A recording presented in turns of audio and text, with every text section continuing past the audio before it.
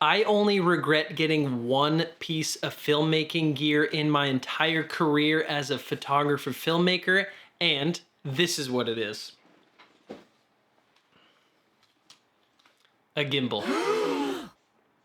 I said it. I regret getting a gimbal.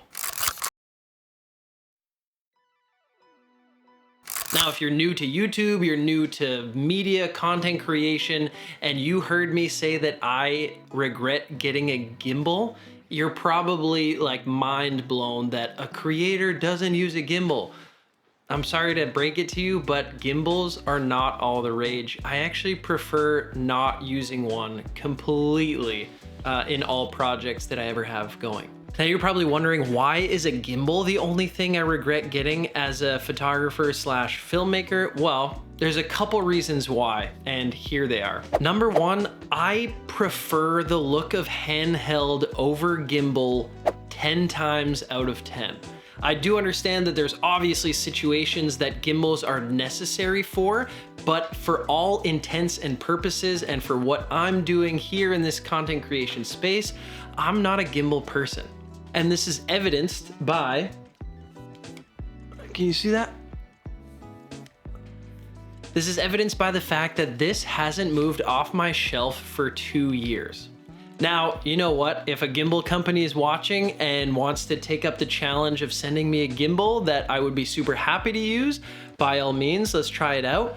But I don't know that gimbals are what I like to use on a day-to-day personal level or professional level at all. The other reason that I don't like using a gimbal is the setup and teardown when a moment is happening, especially on a wedding day, is just too long for me to have to use it. We use multiple cameras on wedding days and on filming days for events.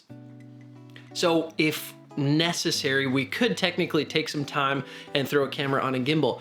But for me, it is too time consuming and too risky, and I just find that the risks outweigh the benefits of using one versus not using one.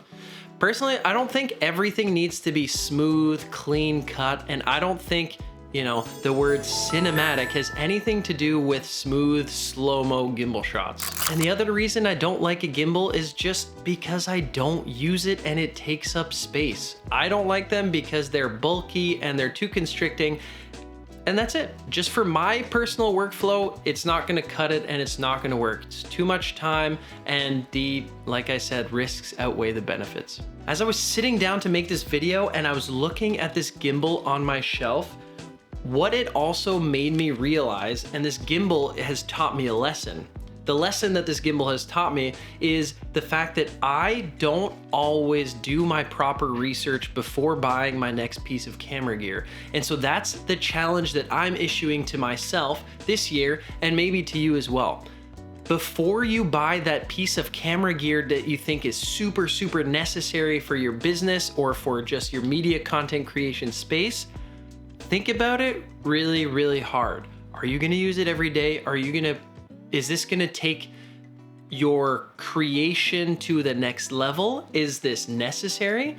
Or is it going to, like me, sit on a shelf and gather dust because you didn't actually think about it hard enough before you purchased it? So those are just some of my thoughts. The only piece of camera gear, believe it or not, that I regret getting ever is this gimbal right here.